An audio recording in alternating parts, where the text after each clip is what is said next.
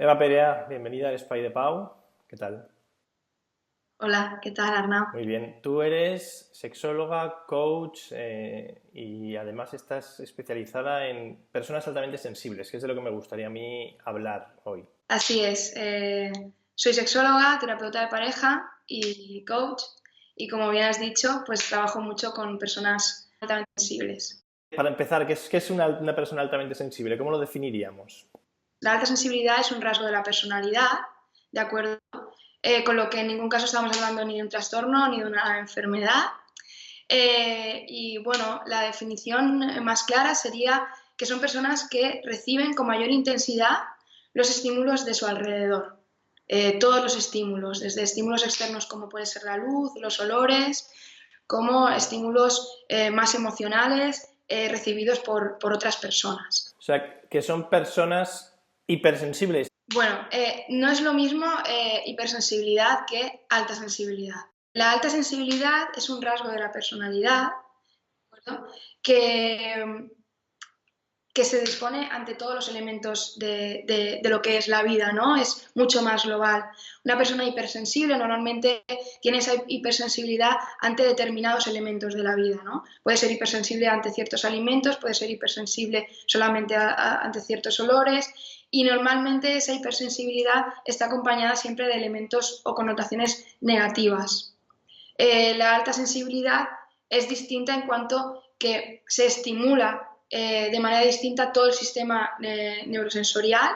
Los neurotransmisores captan de manera más amplia todo lo que hay a nuestro alrededor, sea cual sea el estímulo.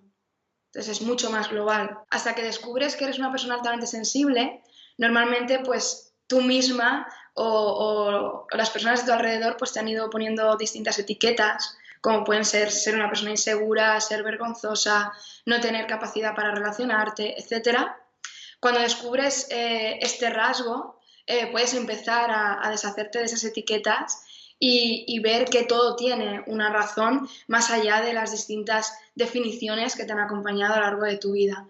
Y sin duda es un momento en el que puedes dejar atrás muchas cosas que te han pesado y empezar a descubrir una nueva faceta en ti. ¿Cuáles serían las características principales que podrían definir a una persona altamente sensible? Aunque supongo que habrá muchísima variedad, ¿no? Pero algunas que sean así como muy claras y muy concretas. Bueno, la doctora Elaine Aron, que es la que introdujo en los años 90 lo que es el rasgo PAS, nos habla de 4 características principales. La primera de ellas es la profundidad de pensamiento. Las personas PAS rumian muchos los pensamientos y se pasean mucho por sus ideas. Luego son personas con una gran empatía, tienen una gran capacidad para empatizar con los demás. Llegan a estados de estrés y por lo tanto de saturación antes que las personas que no son altamente sensibles, y reciben con mayor intensidad los estímulos externos, como pueden ser olores, luces, sonidos. Has hablado de saturación. Una persona que es altamente sensible necesita estar más tiempo en aislamiento o en soledad para recuperar un poco su centro cuando, por ejemplo, está muy expuesto a la influencia del entorno. Bueno, en esto tenemos dos sentidos, ¿no? Puede ser una persona altamente sensible, introvertida, con lo que vas a encontrar una de tus fuentes de recuperación de energía en ese estado de mayor introversión, de mayor soledad, ese espacio personal. O puedes ser una persona altamente sensible extrovertida, ¿no? Que tienes tu fuente de energía en la realización de acciones y estar con otras personas de manera más frecuente. De ahí obtienes tu energía. Pero seas una persona introvertida o extrovertida, es tener ese tiempo y ese espacio personal es uno de los grandes ejes de gestión del rasgo, ¿no? Para no llegar a ese punto de bloqueo al que a veces llegas por el estrés. Ujú. Hay personas altamente sensibles que pueden, al no trabajar bien ese rasgo, pueden parecer incluso insensibles. Sí, correcto. Una mala gestión del rasgo pues puede hacer que tengas consecuencias muy diversas, ¿no? Desde bloquearte hasta tener la sensación de que no controlas tus emociones, no controlas tu vida y estar en esa sensación continuada de no sé lo que me va a pasar, de agobio continuo, hasta, bueno, llegar a ser una persona que decide anestesiar sus emociones a pesar de sufrir por ello y que no sabe tampoco muy bien por qué lo hace. Incluso personas que se vuelven muy irascibles, que se enfadan con gran facilidad o que incluso llegan a reaccionar con violencia ante distintos pasajes de su vida. Pero esto casi siempre es por un estado de saturación muy continuado. ¿Cómo se satura una persona? Una persona se satura por todo lo que le va sucediendo a lo largo del día. Piensa que somos yo siempre lo digo, ¿no? Es como si metes un velcro dentro de un armario lleno de abrigos de lana, ¿no? Pues todo se te queda ahí pegado.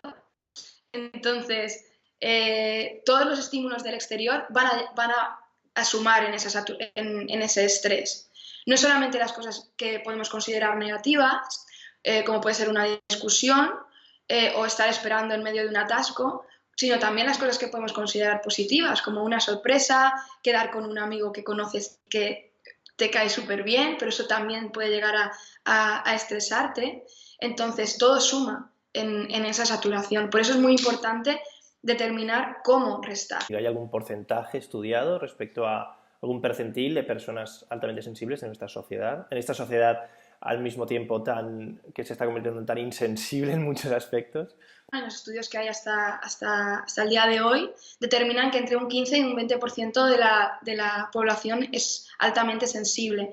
Esto significa que en 10 personas de tu alrededor, entre 1,5 y 2 son altamente sensibles. Lo que sucede es que la sociedad, sobre todo occidental, todo lo que tiene que ver con la sensibilidad está un poco prejuzgado, ¿no? Con esa debilidad, y a veces tienes que tapar ese lado sensible. También hay que decir que la palabra sensible está mal traducida del inglés, sería más sensitivo, en inglés es sensitive, y bueno, siempre que hablamos de sensible en castellano, pues tiene muchas connotaciones que no son muy positivas, ¿no? Vivimos en una sociedad movida por las prisas, por el estrés, por el hazlo tú mismo, por no te preocupes por los demás, no tengas tiempo para ti, tú sigue adelante y no te escuches. Y bueno, esto es totalmente contraproducente. Alguien que nos estés ahora mismo viendo y escuchando y no tenga muy claro si lo es o no lo es, ¿cómo podríamos saber o cómo podría ya identificarse un poco con este rasgo de personalidad? Bueno, a mí una vez en una charla que di, un chico me preguntó, ¿se puede ser un poco paz? Y desde luego que no se puede ser un poco paz, ¿no?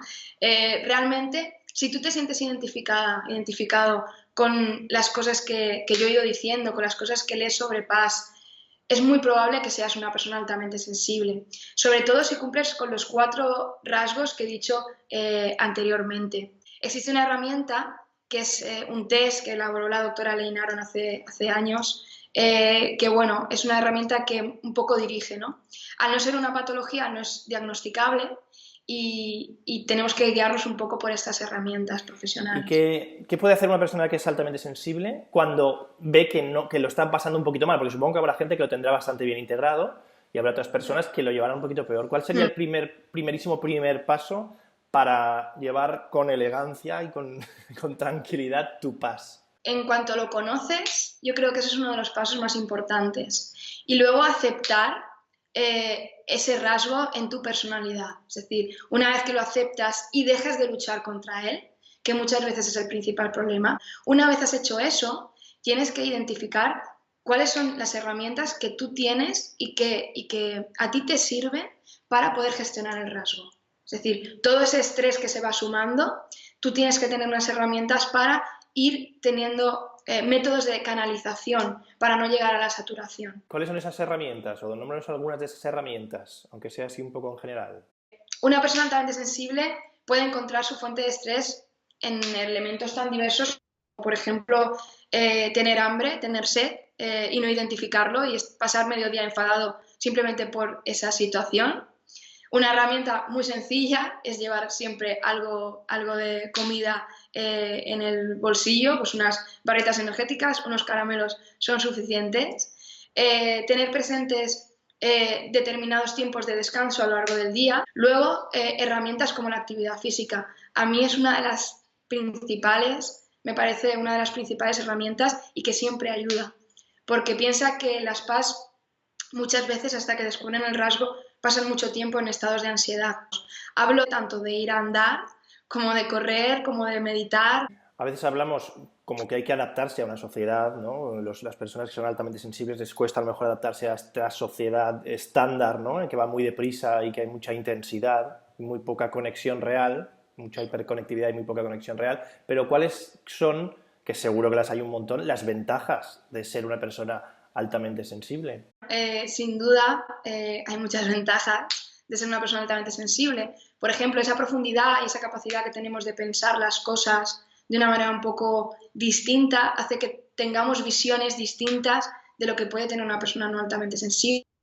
Por ejemplo, en nuestro trabajo, por ejemplo, en cuanto a ciertas ciencias, ¿no? Las personas altamente sensibles suelen dedicar mucho tiempo a la lectura, intereses como la filosofía.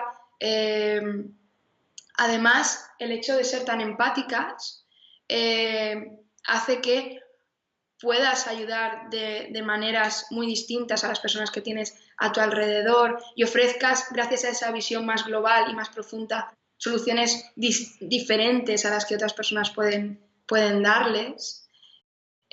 Por otro lado, suelen ser personas con una gran imaginación, que no es una imaginación cerrada, sino que dejan volar esa imaginación y da como resultado a veces tener soluciones muy distintas a las que otras personas pueden encontrar. Y cuando tornas el rasgo en positivo, cuando lo conviertes en algo que te suma a tu vida, realmente te das cuenta de lo especial que es ser una persona altamente sensible. Oye, Eva, ¿y dónde podemos, estamos ya acabando, dónde podemos encontrarte? ¿Por las redes? O cuéntanos un poquito tus proyectos y dónde podemos encontrarte en la web. Bueno, pues podéis visitarme en la web que tengo, que es terapiaemociones.com. En ella encontraréis muchos artículos sobre personas altamente sensibles, sobre relaciones de pareja y también sobre evolución personal. También anuncio aquí mis actividades, los talleres que puedo ir haciendo. El pasado sábado hice uno con personas altamente sensibles, que fue increíble, o sea, fue muy, muy bonito. Estoy muy agradecida de haberlo hecho.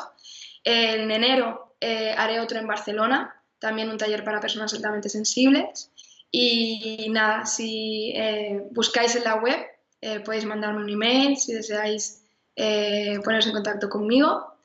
Y nada más, ahí es donde podéis Oye, visitarme. pues muchísimas gracias por acercarnos un poco a este rasgo de personalidad, que yo creo que a muchos nos va a venir bien, o nos viene bien estos datos, porque a veces no sabemos muy bien qué pasa en algunas situaciones y yo creo que tener ahí un poco, aunque no es bueno etiquetar, pero tener algunas, ¿verdad? Algunas referencias está bien para no pensar que es que tú eres el raro. Sí. Exacto, exacto. Sobre todo darte cuenta que hay más raros como tú. Efectivamente, que el mundo está lleno de raros. ¡Vivan los raros! Gracias, Eva. Exacto. Gracias, Arnau. Adeu.